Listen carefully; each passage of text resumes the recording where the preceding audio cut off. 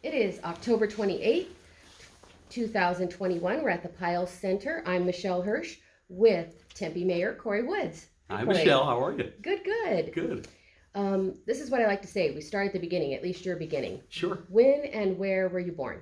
I was born in Atlanta, Georgia, December 7th, 1978.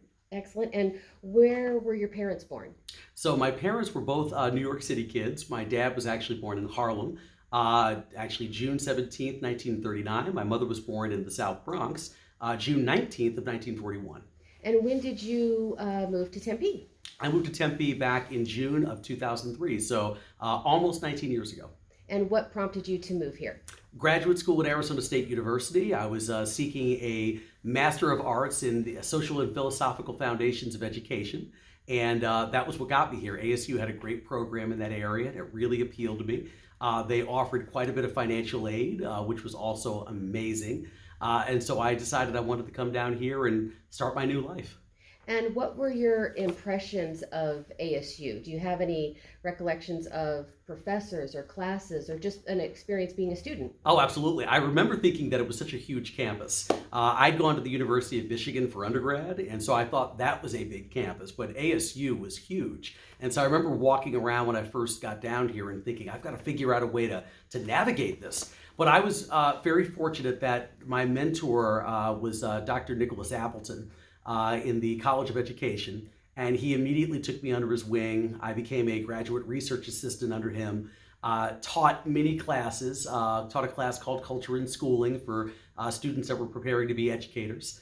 And so he really helped me to get acclimated quickly. And so I credit my ability to get a degree from ASU from frankly working with Dr. Appleton and how much he cared about me and shepherded my development. So you have seen a lot of changes at ASU from Sure. the time that you were a student there until now. What stands out as far as changes, not just over the years, but what it is today? There are a number of things. I mean, first of all, just the buildings and the development. I mean, the university looks entirely different than it did when I first started in 2003. Many people, of course, say that about the city itself. I mean, outside of the university, there's just buildings everywhere now where there weren't buildings before, or buildings that are bigger in places where buildings used to be smaller. So that's something I can definitely point to.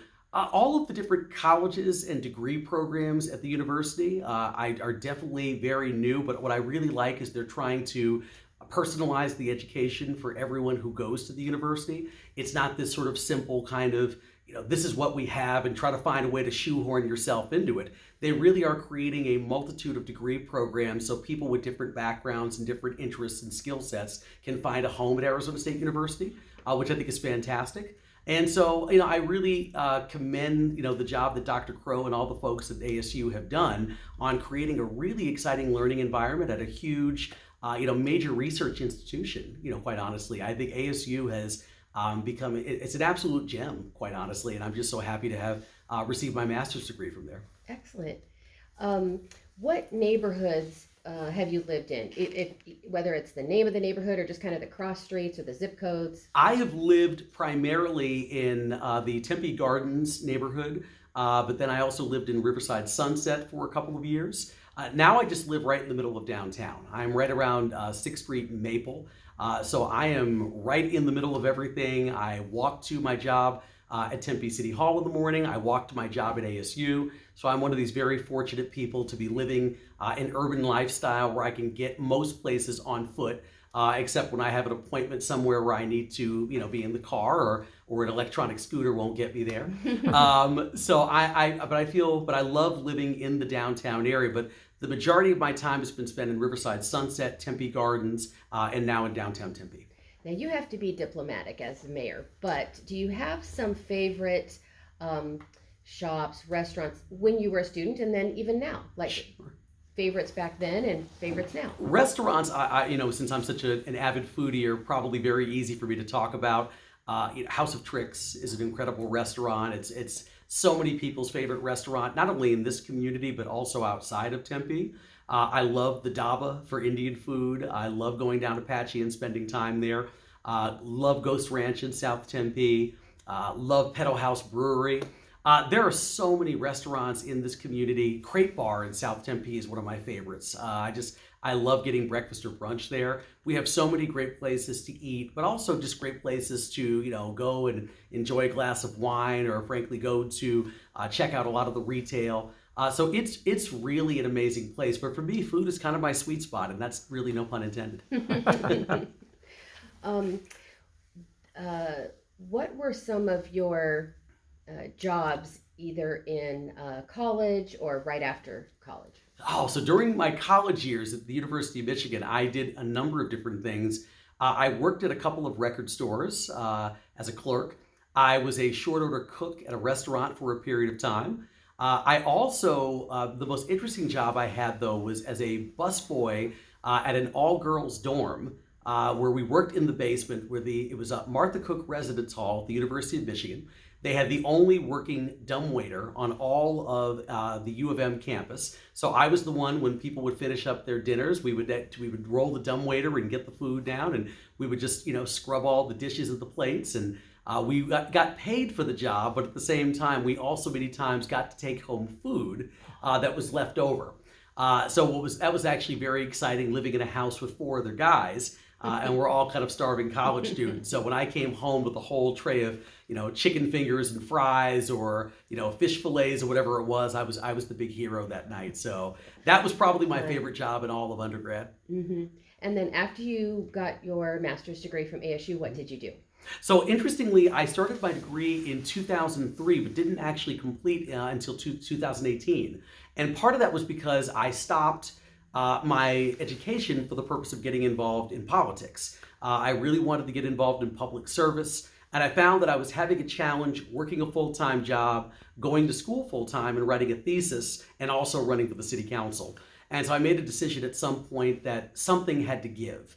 And so I had to earn a living, so the job had to stay.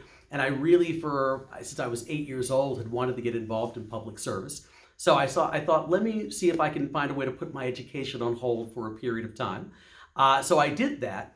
But then in 2018, after I got off the city council, so I left the city council after 8 years in July of 2016. And then in November of, July 2016. But then in November of 2016, I was hired to work at ASU Prep Academy. Then I realized the great tuition benefits you get from being an employee at the university.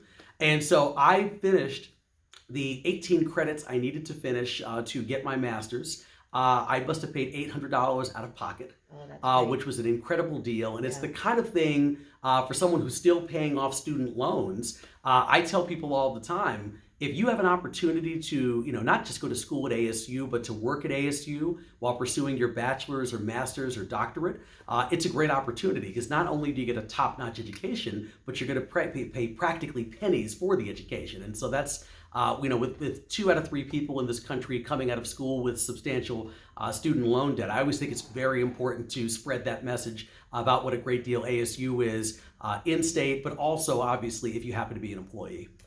Are there job boards, or what are some good ways to find job? Talking to people, what would be some good ways to find employment at ASU? I would say, the job boards are clearly one way, but also talking to people is huge as well. A lot of jobs people get from having conversations, and someone happens to say, hey, there's a job in my department that's open, or a job in another department that I know of that might be able to use your skills or your talent. So I think talking to people is clearly probably the most helpful thing, but there are also plenty of job boards, and ASU consistently updates there, so the jobs are all current. And you can see exactly what they pay, what the hours are, what the qualifications and prerequisites might be. So I would definitely encourage people to go both routes. Yeah, that's great advice. What were you doing back in 2003 before? Well, let me back up even a little more. What inspired you at age 8 that you wanted to get involved in community service or even running for office? So probably the nerdiest story that anyone might tell during the course of these interviews was my parents, first of all, at the dinner table talked about politics, whether it was foreign policy, domestic policy, every night at dinner for about 2 hours. We had dinner and just talked about everything.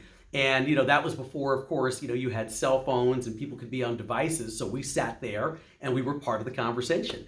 We talked about school, of course, and how our homework was going and what tests we were taking. But then the rest of the conversation was primarily about current events and social issues and what was going on in the world of politics. So I had kind of that background even at a very young age. But I remember back in 1988, sitting with my parents in their bedroom watching the presidential debate between George H.W. Bush and Michael Dukakis when I was 8 years old. Yes. And I remember looking at these guys who were talking about all of these really interesting things and seemed to be knowledgeable on such a huge sort of host of topics. And I remember looking at them and going, that's what I want to do. Like, I want to have the ability to make a difference in the country and in the world by knowing a lot about these various things, whether it's housing or foreign policy or public safety or whatever it happens to be. And so that was kind of where the bug kind of hit me, that I thought, this seems like it might be a good career. And the first opportunity that I had to get involved in student government was back in 5th grade when I was at Holy Family Middle School. It was a Catholic school. The church is still there, but the school is no longer open in New Rochelle, New York. But the first opportunity I had to run for student government in 5th grade, I took it and got elected, and I never looked back. Exciting. So what did your parents do for work or service? My mom was a teacher. Mm-hmm. I mean, an exceptional one. She was where I got so much of my respect for educators and the work that they do. My mom ran a program called the Cooperative Learning Program at Walton High School in the Bronx. And the program was primarily for students who were kind of potentially on the verge of dropping out of school, either because of grade issues, but most of the time because they were coming from families that weren't making enough money. So they were finding themselves pulled between trying to finish their education, but also trying to earn enough money to support themselves and support the people they lived in the home with. And so my mom ran this program. And I remember her at night sitting around, doing lesson plans, grading papers, all the things that teachers do. But as part of this program, she was a mentor to students, and many times students who, these were the first kids in their family who had ever had the opportunity to graduate from high school and even potentially go on to college. And so she'd be on the phone with students until late into the evening, prepping them for job interviews, everything from questions they might be asked and how to answer the questions, even down to the attire that they might want to wear to ensure they make a positive impression on a prospective employer. And so that was what my mom did, and it was always very inspiring to me. And so that's why I get very frustrated whenever people say anything negative about teachers or sort of demean the world of education. I mean, growing up, if you sat and watched my mother and the work that she did with students, it's impossible not to have a tremendous amount of respect for that kind of work. My father was in government and nonprofits during my time. He worked many years for the Human Resources Administration in New York City, overseeing homeless programs under 3 different mayors. He also, though, ended his career as an assistant vice president for cultural diversity for the American Lung Association. And so one of his big things on his sort of way out of the workforce was trying to find ways to not only diversify the Lung Association, but frankly also trying to find ways to get other people into the workforce and trying to create other opportunities for anyone who wanted to move up at their business or nonprofit or whatever it happened to be. So, my parents were always very active, whether it was education, government, or nonprofits. And so I think that's where I got a lot of my passions from. It's actually very funny because we always think that we're very unique individuals until you get to a certain age, and then you kind of realize you're a carbon copy of your parents.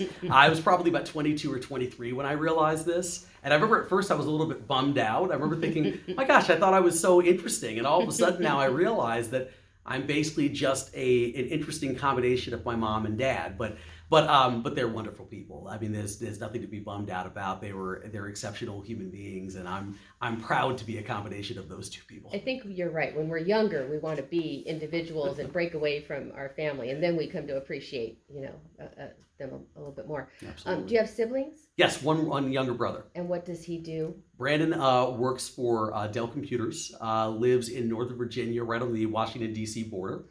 He went to college at the University of Virginia and has a master's and I think a double major, actually. One's in international business at Columbia University. And he was also an Army veteran as well and served in Iraq in 2005, 2006. So one of my more interesting moments with my brother was when he went overseas during the first race I ever ran for council that I didn't win.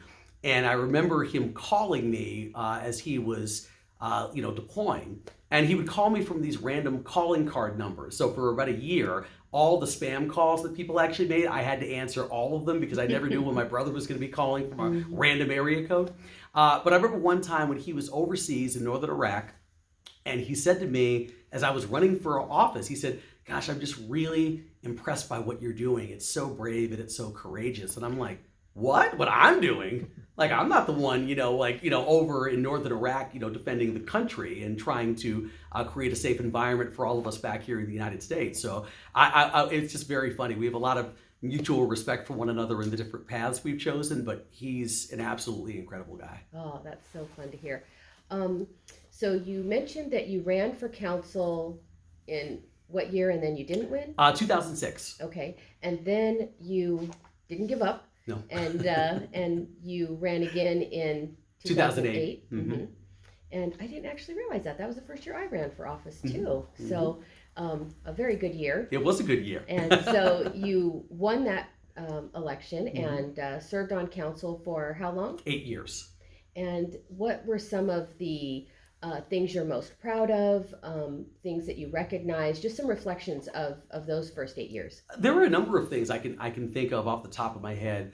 The adaptive reuse ordinance that we passed in community development for the purpose of trying to find ways to repurpose and reuse older buildings in the community without actually tearing them down. Many times for developers, it's actually cheaper to just simply knock over an old building and build a new structure. But one of the things I would hear regularly from residents was, we're losing a lot of our history as more of this development comes into the community. So we're not saying that we're opposed to progress and the world continuing to kind of march on, but we've got to save some of these historical treasures so we can remind ourselves of who we are and who we were, and remember to pass those stories down to people who come after us. So I was very excited to get that passed through council, and it's a policy and code change that's still being used today to preserve older buildings. I remember working very heavily on the city's anti-discrimination ordinance that provided protections to the LGBTQ community as well as military veterans. So very excited to shepherd that. That started with a policy change that the council made that was later ratified by our voters through a charter amendment. So almost impossible to change. I was glad to get that codified in our city charter. And I mean, so there were just a number of things. I would even say the number of affordable housing projects that were built during my time. Affordable housing was a big deal to me.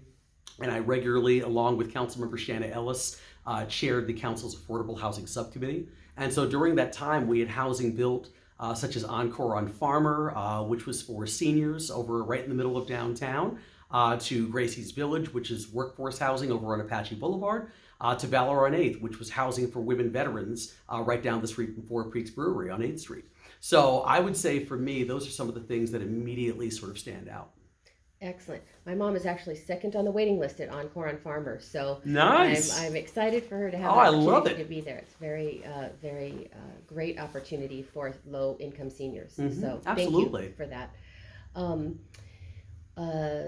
So then you didn't run for re-election in 2016. Yep. And we're working at ASU Prep. Yes. And what did you do there? So I'm the chief of staff at ASU Prep, and I actually had a stint for about a year and a half where I worked as the chief operating officer for the Greater Phoenix Urban League. From April 2015 to November of 2016. I took the job with ASU Prep. It was the third week of November. I remember it was the week of Thanksgiving, so it was a short week. Started during a 3-day week. And I remember my boss at the time saying, "You can wait till after Thanksgiving if you want." And I was just so excited to get to work at ASU that I said, "No, I'll start right now." And so that's what I was doing during that time. And during my time at ASU Prep, I've had various different roles, everything from chief of staff, which is my current title, to deputy chief operating officer, as well as I was our community relations officer at one point too. So I pretty much just try to do whatever I can to help the organization and move forward their K-12 purpose. And it's a great place to work. It'll be 5 years next month, and I'm still as excited to be there as I was when I first started back in November of 2016. For those that don't know, what is the Greater Phoenix Urban League? So it's a sort of see, no, I stumbled. See that? Look at that. It's a nonprofit organization that was primarily founded for the purpose of serving African Americans and providing opportunities for education, job development. The Greater Phoenix Urban League actually runs the largest Head Start program in Phoenix currently, and they have for quite a number of years. The person who ran the Head Start program when I was there is now the Chief Operating Officer, Natalie Alvarez, and she does a phenomenal job. But they have branches and affiliates all throughout the country. But I got introduced to the Urban League because my father also worked for the Urban League for, I believe it was 17 years. He was, in the Urban League in Anderson, Indiana, where he was their executive director. He was the executive director of the Urban League in Detroit, Michigan for a couple of years during my youth as well. So that's sort of how I got introduced to the Urban League. And once again, that's the interesting part of this, because already I've highlighted two of the jobs that my father had from working at the American Lung Association and working for the Urban League were jobs that I had. And now, while my mom didn't work for ASU Prep, she was obviously an educator by trade. So once again, I've touched almost every base in terms of what my parents did, and probably my short period of time in the professional world, I guess. But it's been exciting, and it's honestly kind of an honor to follow in their footsteps. And I think anyone that knows you probably has other examples, but there are many examples that I could give. But one I'd like to share is when I was serving on the Kyrene School Board. This is just a way that the work you do echoes out to touch so many other lives. And that is, someone called me and said that Kyrene did not have a non-discrimination policy for employees and students and for LGBTQ. And I thought, that can't be. And sure enough, it was.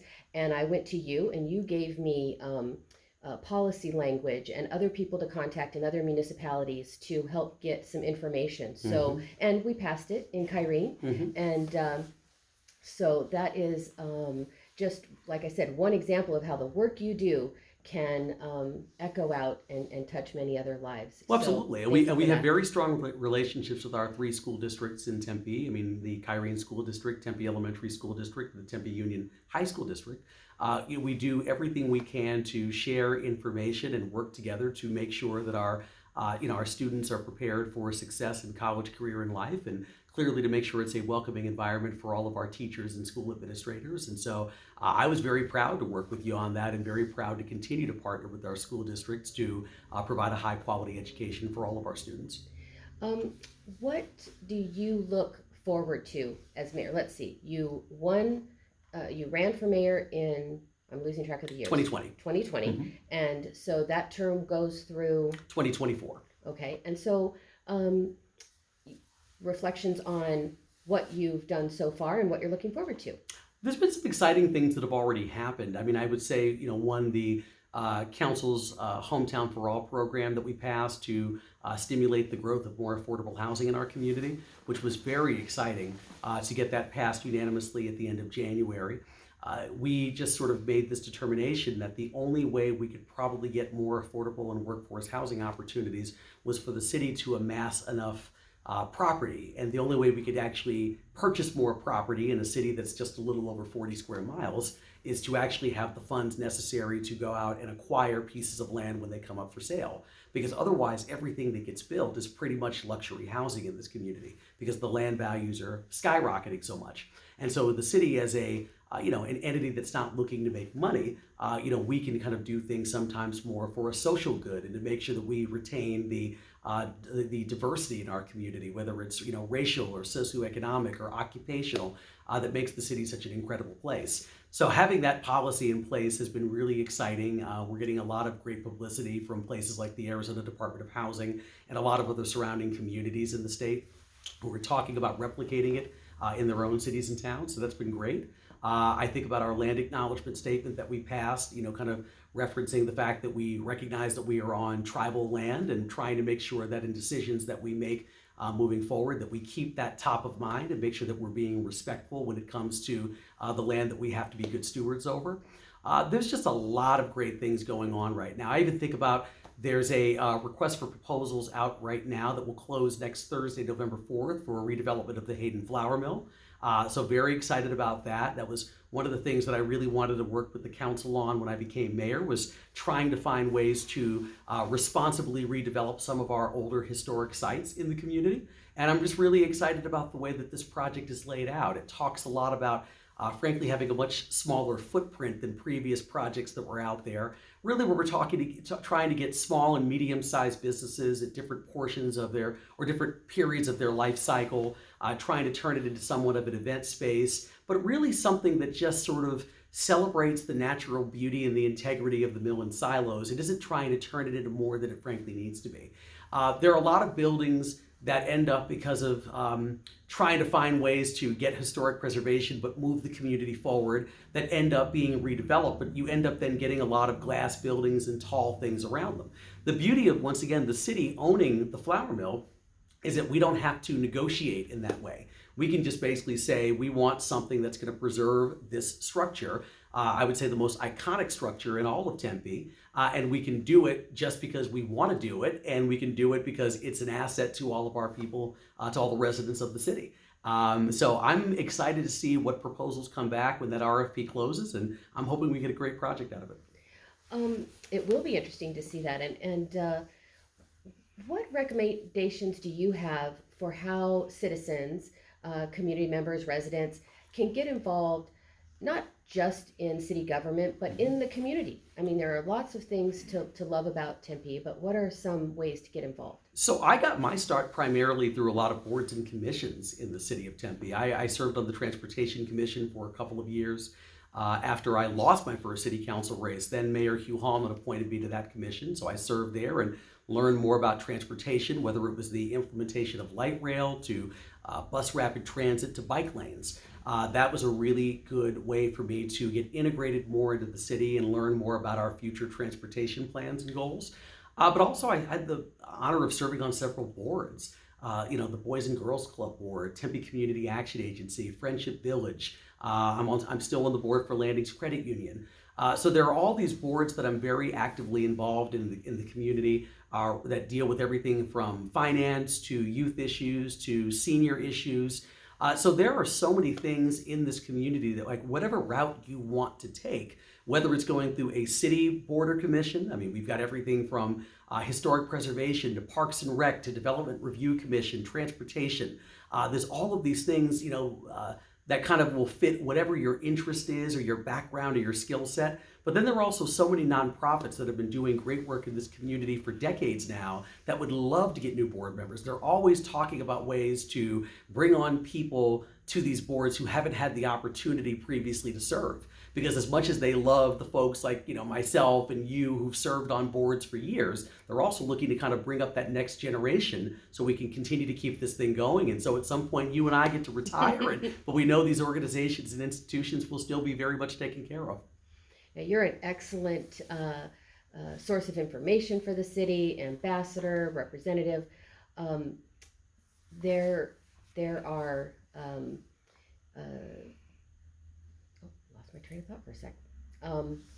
But maybe you can share anything I haven't asked you, maybe about family, work, the city, things you're proud of. Just if I haven't touched on something that you'd like. Oh, I know what the question was. That'll be my last question. But is there anything I've left out that you'd like to include about something you love about Tempe, something that is either a reflection or just life, work, family that maybe I didn't ask you about? The thing I love most about the city of Tempe are the people. It sounds like kind of a cliche answer that someone gives, but it's actually not to me.